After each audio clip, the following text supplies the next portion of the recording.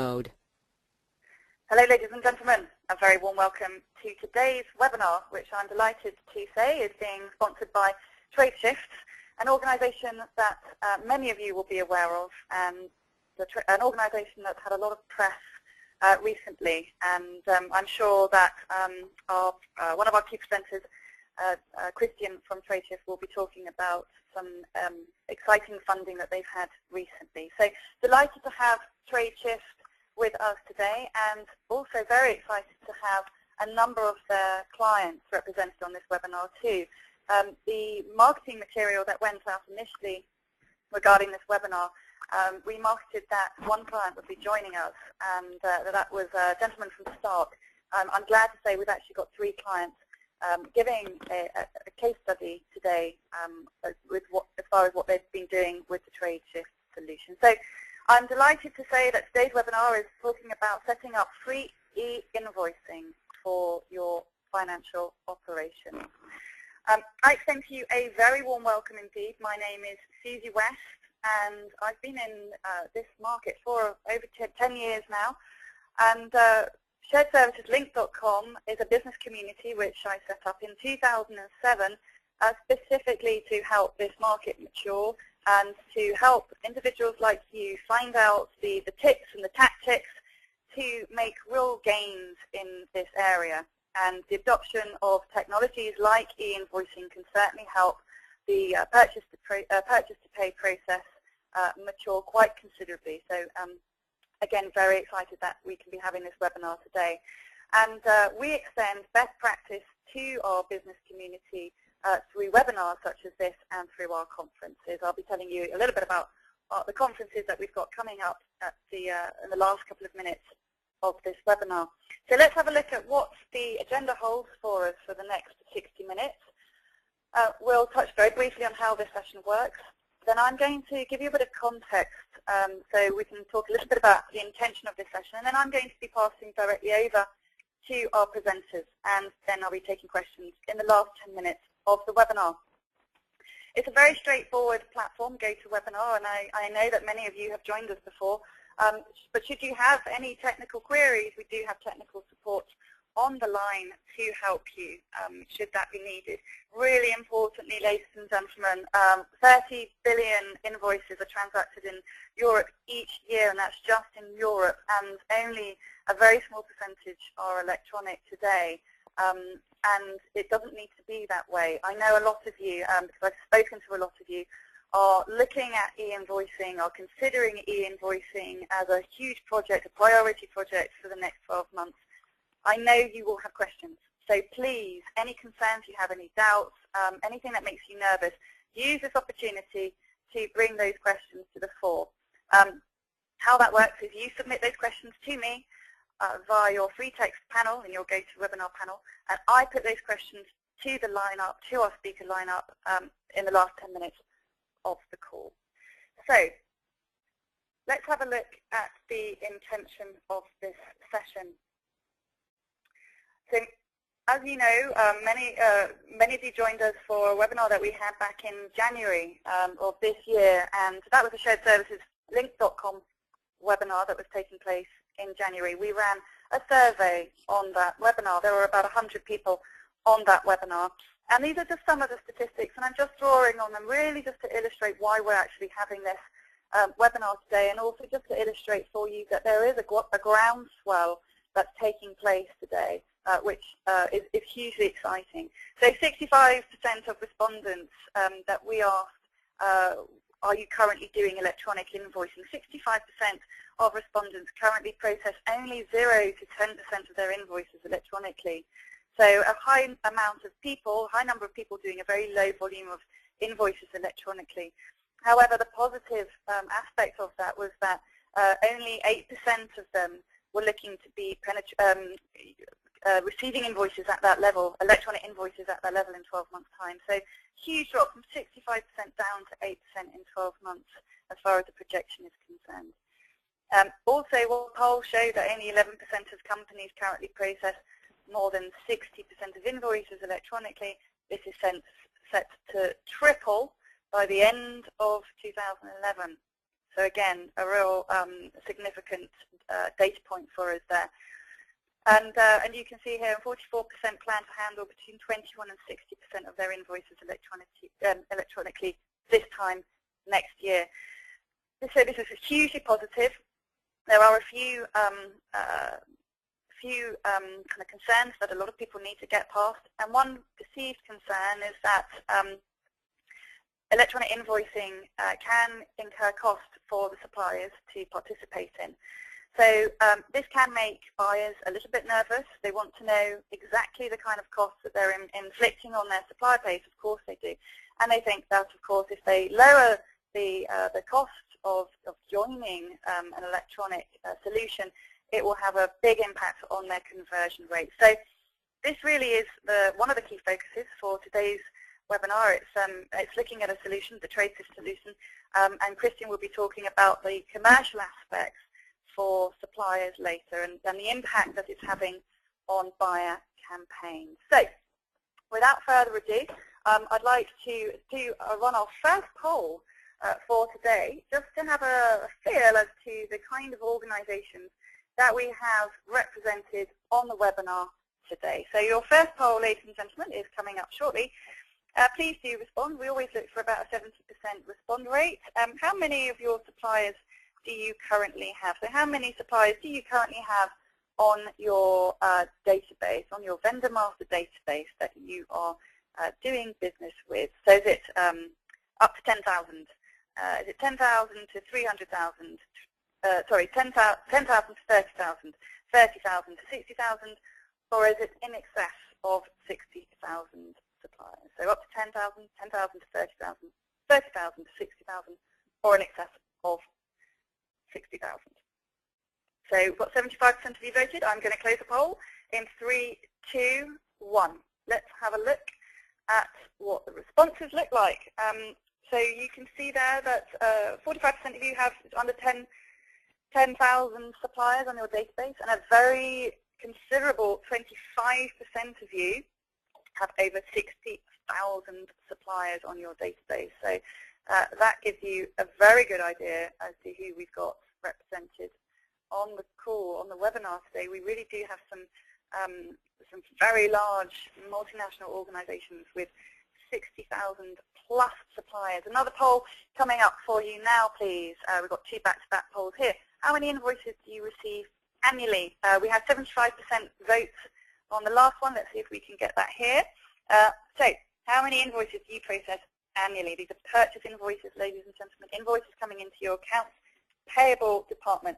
Up to 100,000, 100,000 to 250,000, 250 to 750,000, 750,000 to 2 million, or over 2 million. We've got 69% of votes coming in. If you haven't voted, please do so. I'm going to close the poll in 3, 2, 1. Let's have a look at the responses. So again, just shy of 20% with over 2 million invoices. So just to kind of tie in with the statistics that we showed a moment ago, we really do have some very big organizations on this webinar, but that, e-invoicing is not just for them. If you're processing less than 100,000, electronic invoicing really is makes business case sense for you too, absolutely. So we've got 31% with less than 100,000, and then just under 20% over 2 million. So very interesting landscape there. And with that in mind, I'd now like to introduce our first presenter for today, please. Over to you, Christian from Tradeshift. All right, thank you very much, Susie. We are very excited to have the opportunity to share a bit about Tradeshift vision. We are, of course, a relatively new company in this industry, but as Susie said, we have had a lot of exciting press since we launched. Actually, as Susie said yesterday, we announced that we have just closed a new funding round. So there will be several ways that you can get information on that part. We had an article in Financial Times the other day. So I encourage you to, of course, look at that press material. First of all, a bit about the Tradeshift background. I think this is key for you to understand that we are not newcomers in this industry. We have a long history. Our 3 founders have been working in the industry for many, many years. Actually, they used to work for the Danish government. So back in 2005, they were challenged with the assignment to get the Danish government to 100% electronic invoicing. So they basically started out examining the existing networks in the market, what were the opportunities, and they soon came to realize that they were dealing with a somewhat broken business model, and with the existing operators in the market, it was absolutely not possible for the Danish market to get even close to 100%. So they basically decided to build their own infrastructure, and it was built on some very simple principles. First of all, it should be very, very easy for any size of the suppliers to join, and it should be absolutely free. Only by offering free electronic invoices, they believed they could get even close to these numbers. And it turned out to be very, very successful. So, I mean, within 9 months, they basically managed to onboard more than 70,000 suppliers to the Danish government. And today, the 50 million invoices that the government receives is now electronically. So this was noted in many areas globally, and they were invited to, US, South America, Asia, and also EU, because they were about to kick off a project for building a European-wide infrastructure. So the founders, they were invited to be part of this and to really share the success of the Danish infrastructure. So that project has now been launched, and back in 2009, they met some of the initial investors behind Skype, and they really look at, how could they disrupt the e-invoicing industry with some of the same principles that they had used in the Danish government. So we as an organization do not, in fact, really regard ourselves as a pure e-invoicing network. We see ourselves as a social business network, and the way that we basically do this is that in our network, we connect suppliers and the customers in a global network. And so you can think of Tradeshift much like LinkedIn, whereas you on LinkedIn look after your professional CV. In Tradeshift, you would basically exchange all kinds of documents with all your business partners. But some of the same principles from the social business networks really applies for the business networks too. So if we look at how we are basically doing this, we were launched in May last year, so we have not even been live with our product in now 1 year.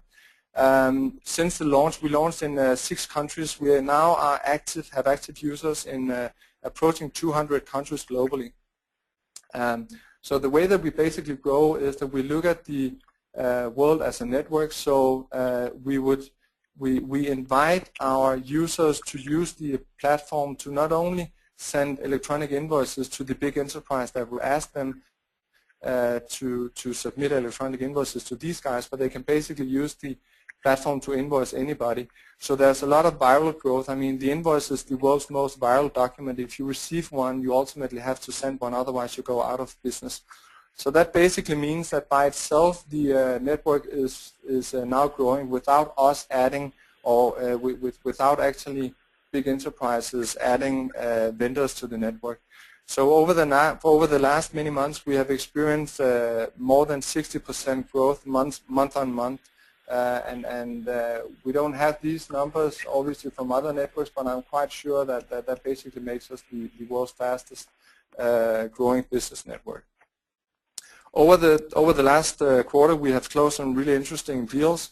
Now the French government, they are standardizing on Tradeshift. We have NHS, gladly to announce that NHS are also with us today, and they're going to present why part of the NHS is now also standardizing using Tradeshift. Another key win that we had was DSV, 70,000 suppliers globally. It's a big Northern European transportation company. And what is key for all these organizations is that they will not accept only to receive invoices from the very large vendors, but they want to go in the entire supply chain, making sure that they can achieve some of the same goals that the Danish government achieved.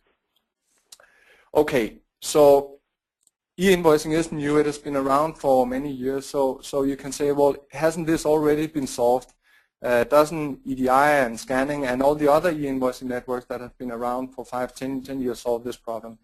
And the quick answer is no, absolutely not. If you ask many of the suppliers for these networks, they would say, you know, some of these networks are in fact creating more pains on the supply chain than they are solving. So I mean, obviously you as a big organization, you can solve some of your pains. You can receive electronic invoices, but only for part of the suppliers out there. But you have to keep in mind that you're also putting a lot of pressure on the other guys. And we know that the future, we know that from certain industries, the supply chains and the companies that are winning out there are the ones that can tie the suppliers in really, really closely. And you absolutely don't do that by forcing them onto a certain network where they have to incur very large cost for doing that. So basically our approach is completely different. We want to try to make it more attractive for the suppliers to move into electronic invoicing. So if you can create the right incentives for the suppliers to really do this, then we believe that the adoption rates are going to be massive. So this is an example of the way we view the world and the way that we basically view existing networks out there. There is very high cost for the suppliers to use these networks.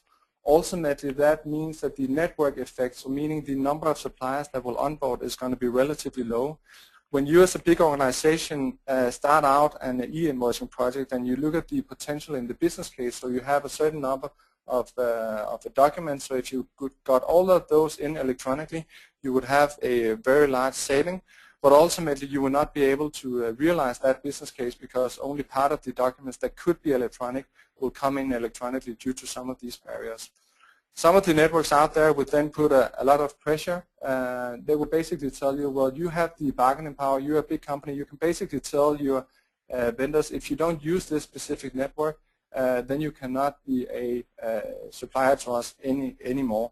And you know, this really creates vendor lock-in. So many of these networks, they are closed, and it basically means that they can set the prices without competition from other networks. But, because if you want to do business with your customer, then you have to use that network. So we see the world completely different. So the way we basically do this is by saying we have completely free transactions. So for any size supplier, being a multinational or being a mom and pop shop around the corner, two-man band, it's going to be absolutely free to send electronic invoices to their customers. Ultimately, if you introduce such a technology, the network effect is going to be a lot higher, and ultimately your business case will be much better. And the relationship to your suppliers will, of course, be better too. So let's look at how we're doing this. So the Tradeshift offering is basically to build the world's best e-invoicing product. So we are trying, of course, to make the experience really, really good, and by the same time lowering all the barriers. So you know, we have spent thousands of hours making sure that the onboarding process is smooth, that the platform is really, really easy, and it should be completely free. Ultimately, it's a question of also with your supplier enabling them to basically use any channel. So if they want to use our web product, they can definitely do that. But if they have a finance system or something else, they need to be able to send you electronic invoices and you not make big changes in their own setup in order to do this. Otherwise, we know that the adoption rate is going to be much lower. So if we look at the way the product looks, this is our web interface that you're going to see now. It's built, as you would see, much like a social network. So you can probably see some of the UI is much like LinkedIn. So you know, it is designed when you enter Tradeshift. This should be really easy to get started. So it is designed in a way that they know the tool from other social networks. If you look at the core of the network, that is really around the network search.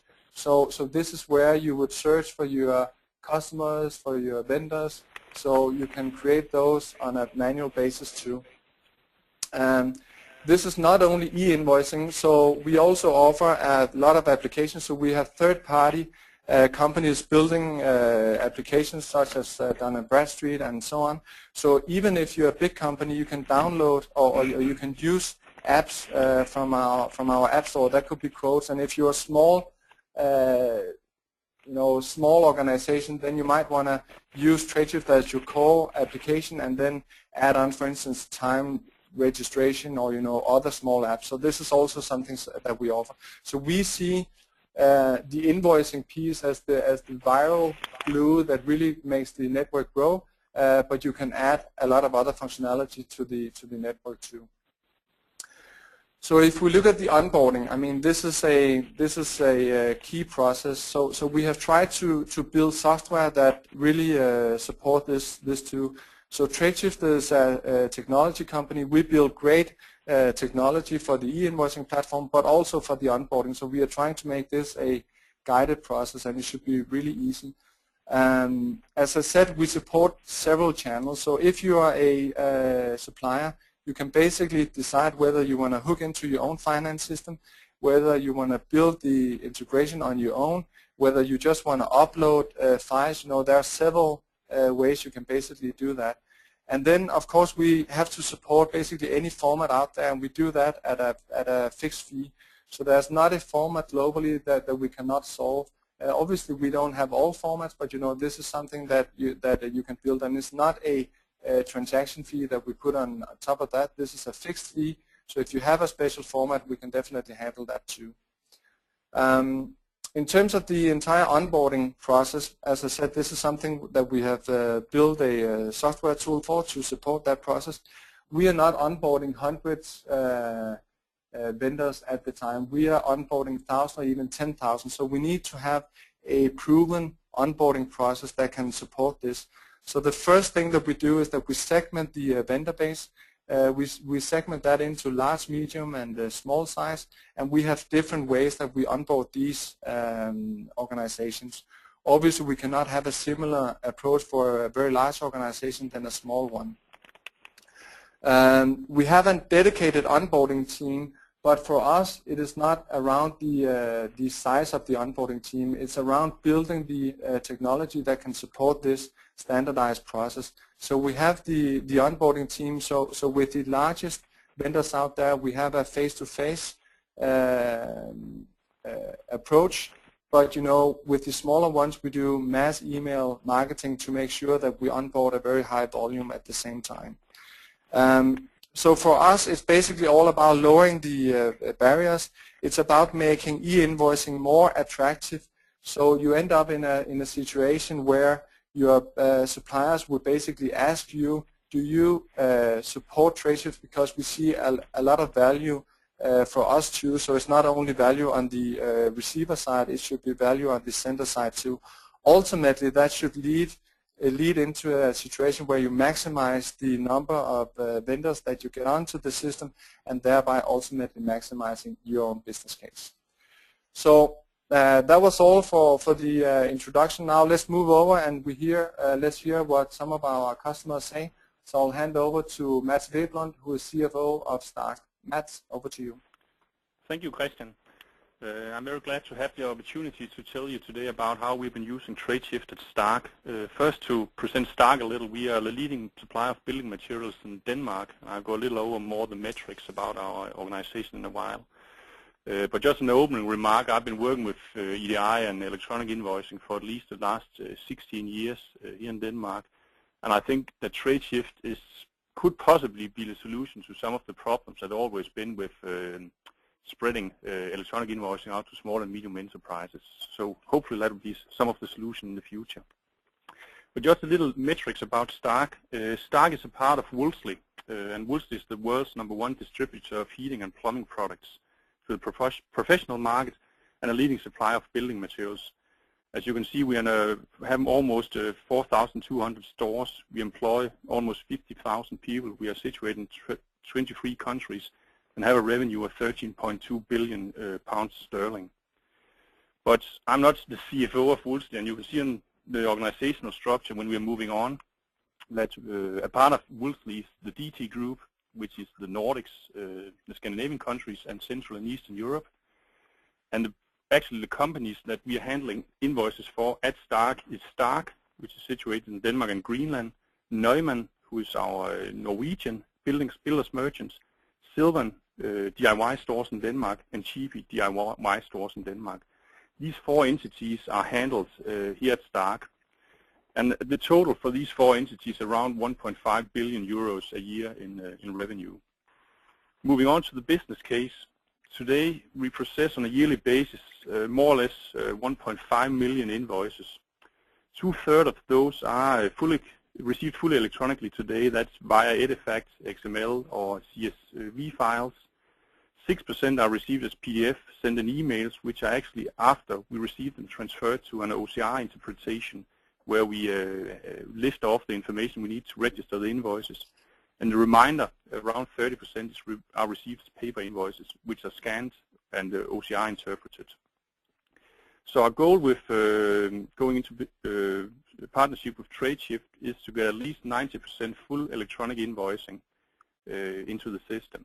And therefore the potential could be up to 500,000 invoices per year that we want to make electronic. Moving on also in the business case, these assumptions, it's always hard to set up some valid assumptions, but we try to do something that's valid, showing how much we can save by going into electronic invoicing on the last 30%. We believe that we could save at least 3 minutes per invoice once we convert them from scanning to e-invoicing.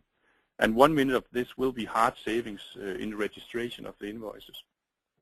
So given you have a 7-hour work day and work 200 days a year, and we have an annual pay of 300,000 euro, the potential, if we digitize 90%, is around 500,000 euros or 16 man-years.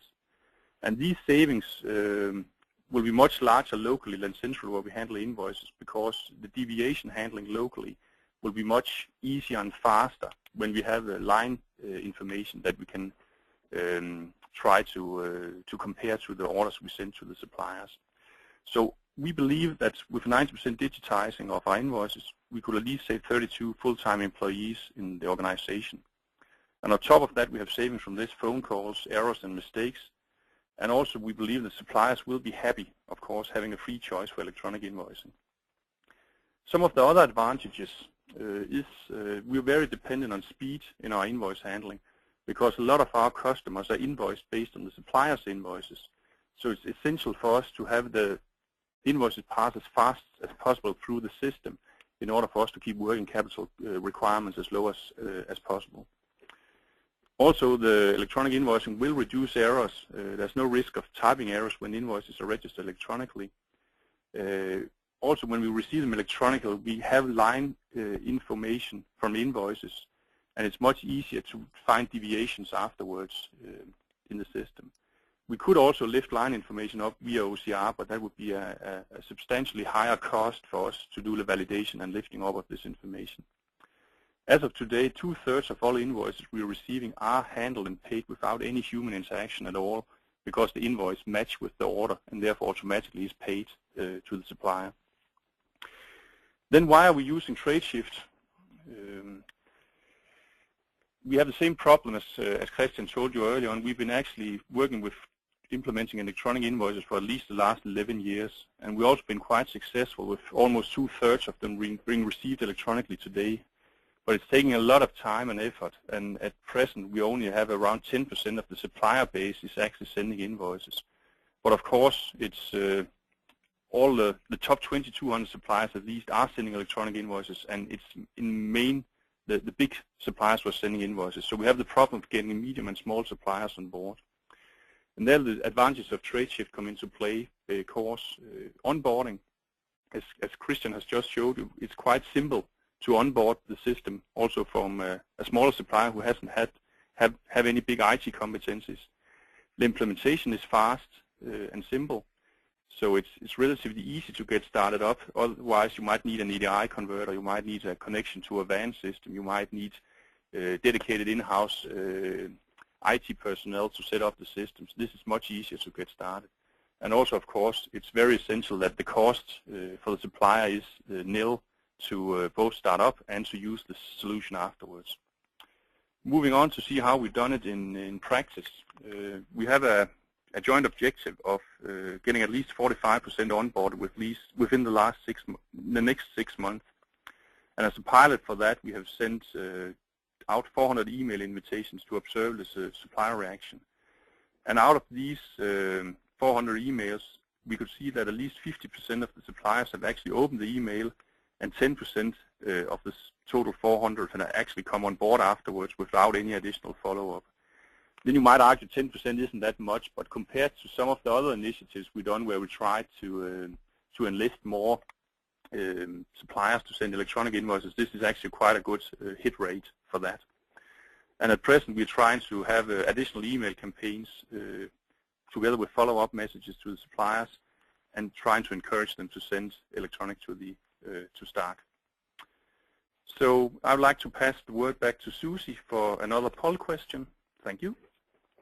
Thank you so much, Matt. So on the subject of invoices that are electronic, we've got another poll question that's just jumped up on your screen. What percentage of your invoices today do you receive electronically?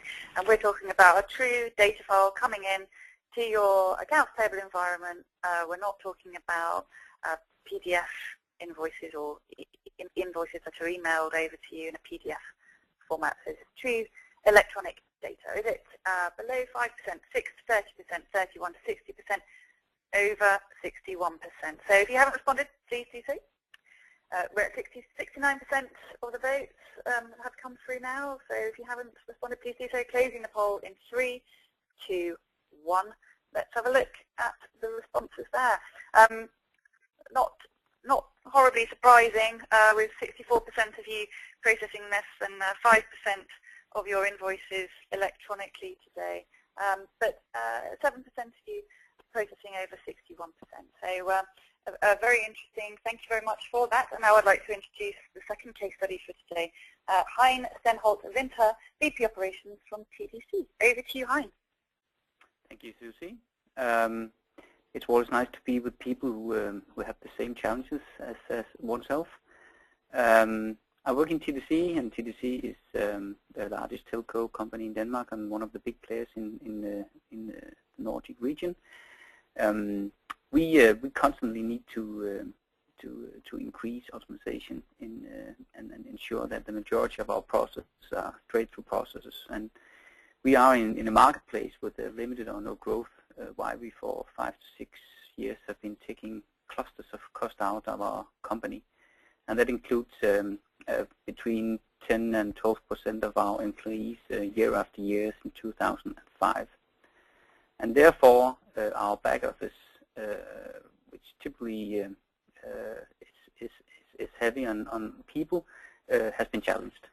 So on the next page, I'll just show you how the TDC organization is. In the middle, we have the operations, and that's network, field force, IT, and our technical product management and shared services. And our shared services are doing everything when it comes to payments. And I think we have a strong payment factory function. We are doing quite good on our billing side, but the AP is and has for many years been a challenge for us. The company has a turnover of 3.5 billion euros per year. We have a really good EBITDA margin thanks to our owners' equity funds.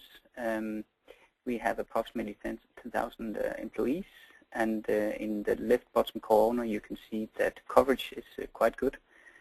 More than 50% of the Danes can have 50 megabytes or more on their broadband. And our 3G rollout is also quite good on 93%. So that's just some facts on TDC. If we go to the next page, yep, our see, this one is almost the same as you saw when you heard about the DT Group and Stark. We have for 10 plus years been pushing hard towards more e-invoicing. And I myself has been working with this for 15 years. It's called either cash management or working capital management or setting up payment factories. And I think it's been easier for the big companies to fix their own billing, but much more harder to fix the vendor side and the AP stuff.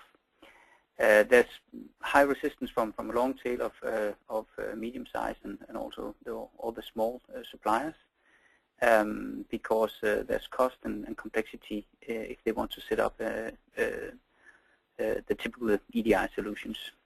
We have approximately 65% of our invoicing with no hands-on, so it's right through processing from at the time we request a service or product up until payment. It's totally hands-off, but still 35% of our invoices are either email or PDF. Our ambition is 80-20. We think it's difficult to get much higher than 80 because a lot of the spend is utilities and other stuff that's difficult due to the way it's being ordered and delivered. We have a very small centralized account payable team, and they spend a lot of time on handling many different suppliers. And on the last bullet, I've just raised some of the issues they work with. They have a lot of calls coming in every day. Have you received our invoice? And we have questions and so forth.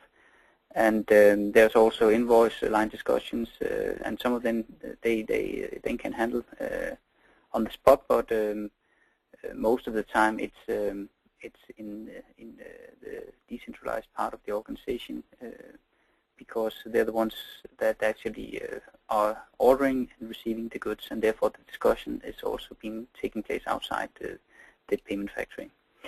A big challenge for us is that a lot of the communication is separate from the document flow. So we have emails, we have phone calls, and yellow posts, and it's quite a challenge.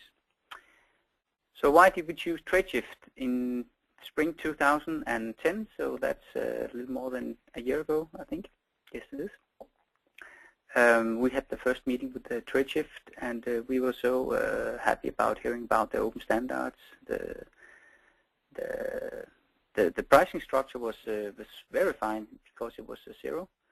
And we also saw an opportunity to make an easy integration into our existing Oracle solution. So the first three was answers to our prayers. On top of that, the onboarding tool and the way we can do campaigns, we didn't do that so smart before as we are able to do now, and we didn't in the beginning see that as being a strong tool for us, but now we can see, and I'll show you in a little while why, that it's actually working quite good. And we also have the more structured dialogue now with our vendors when it comes to disputes on our invoices. Our campaign activities, we've had 2 campaigns now completed, and we are setting up a couple of additional campaigns. Our objective is to obtain 45% onboarding after 6 months, and we're quite happy because already within 3 months, 39% of our invited suppliers, they're actually on board. So we are quite happy about those numbers. We use, up until now, we have used a very soft language in relation to how we positioning Tradeshift as a preferred, but still optional solution and partner.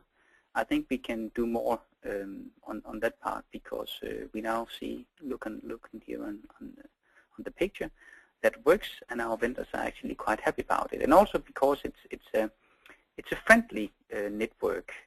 You saw the design and the screens a little while ago, and it's typically not the way you communicate when you sit in the payment factory with your suppliers. So it seemed to de-escalate a lot of the issues, that it's more in a friendly way we now talk with our suppliers. So we're quite happy about using Tradeshift. And over to you, Susie. Thank you very much indeed, Hein. The final content poll coming up on your question now. How do you receive non-paper invoices today? So if you could tick multiple options are here, I think here. how do you receive invoices today? Sorry, this is the main way, so it's just a single option here. Is it mainly through EDI, mainly through an electronic invoice network, mainly through multiple electronic invoice networks, mainly via email, PDF, or are you mainly, or should I say purely paper-based today? So one option mainly, ladies and gentlemen. What's the main way in which you receive your non-paper invoices today? If you haven't voted, please do so, closing the poll. In 3, 2, 1, let's close that. Have a look at what the results are like. So quite interesting statistics appearing on your screen very shortly. So 13% of you mainly through EDI, 11% of you via one network, one e-invoicing network, 21% through multiple e-invoicing networks, 40% of you through email PDF. So email PDF is still a popular route, but the manual component does not go away. Most of you will find that you'll print it out and key it in. 15% of you purely doing paper invoice processing today. So very interesting. And now I'd like to introduce our final case study for today. Nick Wood, Director of Shared Services at NHS Anglia Support Partnership. Over to you, Nick. Thank you, Susie. A little bit about the NHS to start with. The NHS is the world's 5th largest buyer. Within the UK, NHS, the current government is looking to push through £20 billion worth of savings without affecting the frontline care. And as part of that, there is a recognition that shared services is part of the solution to achieve the back office efficiency savings. Shared services have been operating within the NHS for a number of years now, and there is a mixed economy of a national shared services organisation, regional shared service organisations, and also local. So as a concept, it's been operating for a while. And the NHS has in fact more than 250,000 suppliers. A little bit more about Anglia Support Partnership and who we are. We were formed in 2002. We have an annual turnover of about 36 million, approximately 620 staff, and we offer a broad range of services, not just the traditional transactional finance and payroll, but catering, IT support and implementation, facilities, risk management and primary care services. And whilst part of the NHS, we are keen to move into the broader public sector market as we believe that there are opportunities there.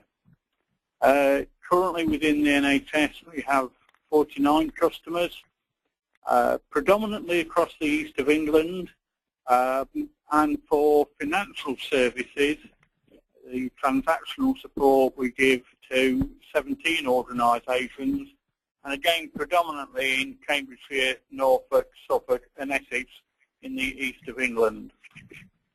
We operate from 2 bases, one in Essex, one in Huntingdon, and process in excess of 425,000 invoices per annum.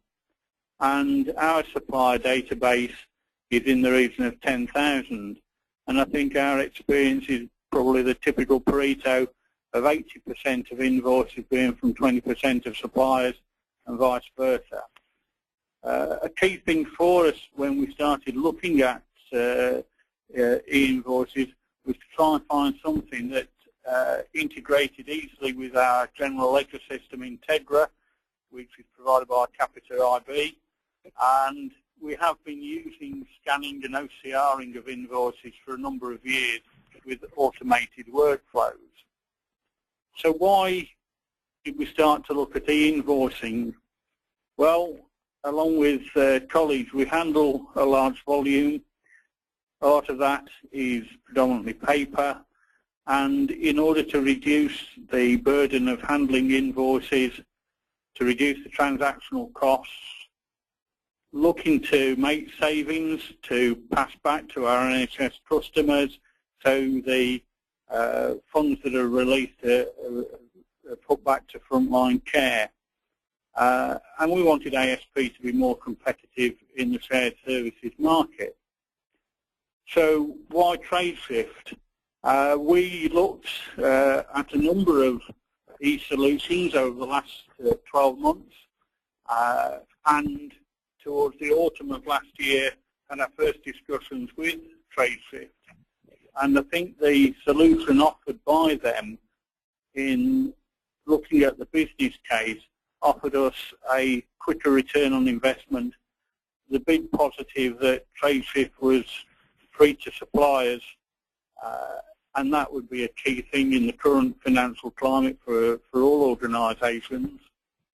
That Tradeshift took on the role of communicating with suppliers, therefore releasing much of the burden from ourselves, and also they have been working with Capita IB in relation to an easy integration to our general ledger system. Where are we in the process at the moment? We're just about to go live with the product. The first emailings to suppliers are going out. So at the moment, unable to give you an update in terms of the immediate response from suppliers. With the business case, we're looking and expect to be able to reduce our headcount by 1 whole-time equivalent within the first year, but with a long-term goal of 70% of suppliers on board and their headcount reduced by a further 4. But with 70% of suppliers, we're expecting in the region of 90% of our invoices by volume to be through the Tradeshift route. The target of targeting smaller suppliers for us is ideal, because generally smaller suppliers are the ones that take more handling. Setting them up on OCR is not as easy, and we feel that if we can get the smaller suppliers with a very variable invoice styles, etc., will save us more quicker. It does offer a good return on investment and a reduction in the cost per transaction.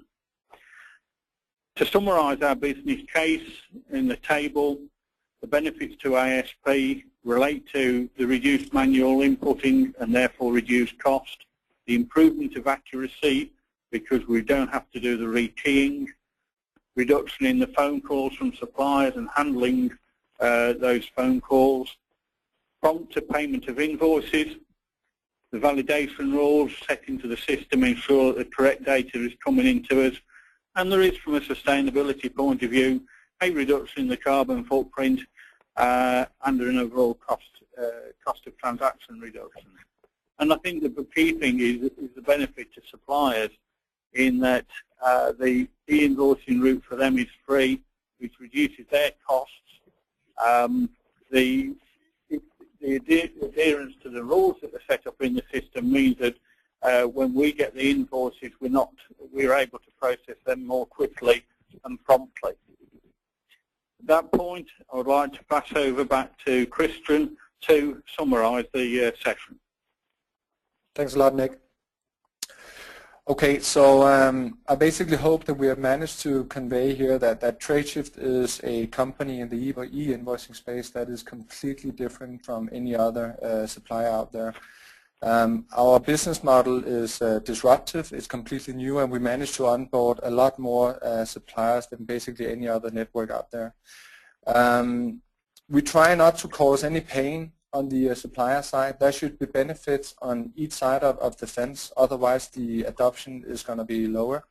So we need to offer this free of charge. We need to be able to offer a platform that the suppliers can use to invoice anybody out there. And that is regardless of the fact whether they want to invoice in PDF or electronically, but having one platform for the suppliers to invoice all their customers, this is key too. And we should make it really easy for them, so they should have several channels they can use to submit electronic invoices. They can use our web platform, they can use their existing finance system, or there are several channels too, so making this easy is a key aspect too. Then, as I mentioned, we have a bold mission or bold vision, you could say, and that is to get suppliers out there to demand to be able to send electronically, because we believe with having a real-time business network, there are so many advantages for the suppliers that ultimately, if you do this right, you can create the right incentives. And we would be more than happy to discuss in more detail with each of you, what are the models that we bring to the market where we can basically do this. Then I think it's a question of, Tradeshift is a platform that is applicable for suppliers of any size. So we can onboard any supplier that you have, whether it's big ones, and we do this just as well as other networks out there, mid-sized and even smaller ones. And I guess what really differentiates Tradeshift again against other networks is that we can onboard suppliers of any size, and we can really help you, the companies that have already managed to onboard a very high portion of their invoices. We can help you get the remaining part on board too. And then I think you should really pay attention to the numbers that TDC brought out there. Onboarding 39% of the invited suppliers in the first 3 months. I guess those are numbers that no other networks in the market are really able to bring forward. And then I guess another important point is that you can use Tradeshift either as the only network out there, but we are more than happy to, if you use us as a complementary network. So even though you have other networks that you're working with, you can easily use Tradeshift to really complement that, and then, whatever you have in place, and if it works, we'll keep it that way. But let us help you connect to all these suppliers out there that you have not been able to onboard using other networks. So just to summarize, Tradeshift is a lot more than e-invoicing. We have showed that through our app store. We are definitely a completely real-time business network. So I guess that's it, and over to Susie. Thank you very much indeed, Christian, for that, and thank you to all the presenters. Very comprehensive overview there. So some questions. We've only got about 5 minutes for questions, so if I can ask you, gentlemen, to keep your responses relatively brief. My first question for you, Christian, a lot of questions coming through in the same vein or similar vein about how you do link into other networks. So you've talked about the fact that you are indeed an open network. Could you just clarify that you do plug into other networks that are out there? Yeah, absolutely. I mean, we are of course based on open standards. So I mean, whoever would cooperate with us, we are completely open. But there are networks out there that want to remain closed, and of course our business model with doing everything free is not necessarily very attractive for other networks. But I mean, we are part of a network. We are part of PEPL. We cooperate with the Finnish vans, the Danish vans. EDI networks out there, we're also part of those, so we are definitely cooperating with other networks. So just to summarize, we are not trying to create vendor lock-in. We want to make it, we want to be an attractive network. If we are not the best in the market, suppliers should be able to move into other networks and basically bring their data with them.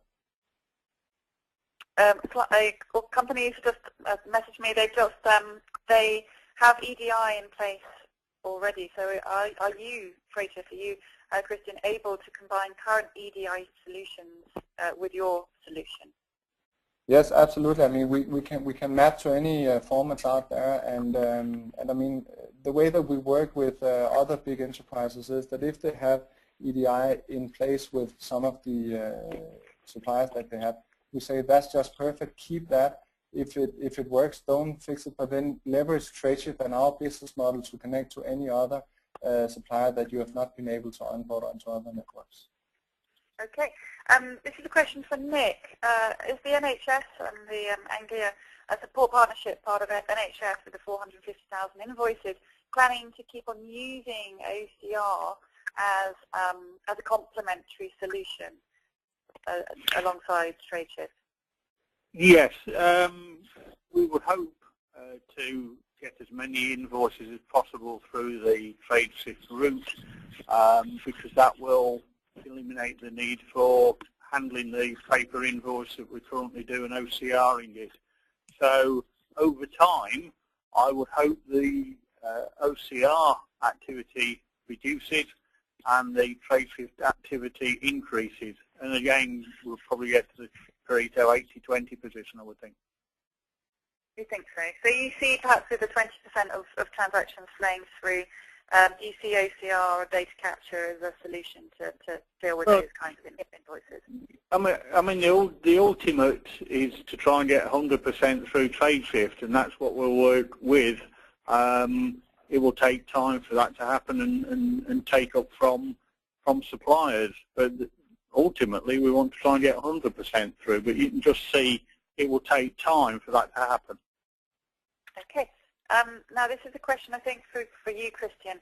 In terms of your compliancy and where the buying entities, the buying companies are using you, can you give us an idea of how many countries in Europe and also maybe globally that you can cater for in terms of the Tradeshift electronic invoicing solution? Yes, absolutely. So in terms of VAT compliance, we're compliant with all countries within EU. On top of that, we have a list of other countries besides EU, and any organization out there that is interested in getting more information regarding this, they can send me an email and I can send that list to them. Okay, good. A lot of questions coming through about the commercial model. I think what we'll do is I'll ask Christian to follow up with you all that have asked that directly. Really just time for one last question. In terms of dealing with this as a project, now you've obviously got technology geared to really kind of support the supplier onboarding, and you try and make it as self-service as possible. What's your view of the kind of the best project setup at the buyer side? Who really needs to be leading that project on the buyer side? I mean, when we are in contact with big enterprises, we typically say that there are three key stakeholders. Obviously, IT needs to be part of that, and we need to have the finance people to be part of that. But I think the procurement department is, for us, really, really central. And one of the reasons why we need those in there is they typically hold all the master data. And without good master data, we can do a lot of tricks and tips, in terms of the onboarding. But ultimately, we need good master data to be able to maximize the output on the onboarding. So I think having all three key stakeholders is central to have a successful onboarding, but especially having the procurement people or the organization that is handling all the master data. They need to be part of the project. Okay, good. Well, look, Christian Horst, CEO of Tradeshift, thank you very much indeed, and thank you to Mads, to Nick Wood, to Heinz Steiner-Winter. Christian is going to be joining us in London for the Toning Up Purchase to Pay to Retain Touchless Processing Conference in June, and also at e-invoicing Europe. And it's your opportunity to come to those events and obviously to meet Christian and the team, find out a bit more about Tradeshift. Christian has very generously purchased a couple of tickets, which we are setting up a raffle for. Would you like to be entered into the draw for one of those tickets worth £2,600? We are regarded as the leading conference provider in shared services in Europe, so this is absolutely worth your time out of the office. So do enter. It is free if you win. Would you like to come to either Turning Up Your Feet or e-invoicing? We've got about 40% of you voted. I'm going to be closing the poll shortly, so please do let us know which one you'd like to be entered for, and we will be in contact to let you know if you have won. So thank you very much to everybody, the expert panel that has been presenting. We look forward to welcoming you for the next webinar in 2 weeks, where we're going to hear the Caterpillar story. So I do look forward to welcoming you then, and for the time being, good luck with all your e-invoicing projects, and goodbye.